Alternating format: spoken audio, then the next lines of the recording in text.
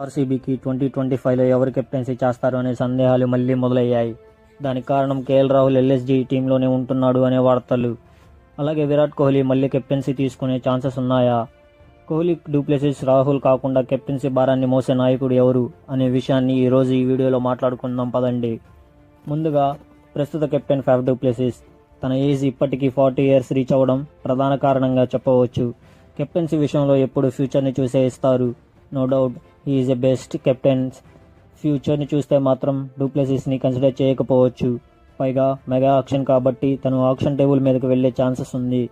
అలాగే కేఎల్ రాహుల్ ఆర్సీబీకి వస్తున్నాడంటూ చాలా రచ్చ జరిగింది. కానీ ఎల్ఎస్జీ ఓనర్తో రాహుల్ భేటీ తర్వాత సీన్ మొత్తం మారిపోయింది. కేఎల్ ఆక్షన్ టేబుల్ మీదకి వచ్చే ఛాన్సెస్ తక్కువ. కెప్టెన్సీ విషయంలో దాదాపు రాహుల్ ఉండే ఛాన్సెస్ తక్కువ.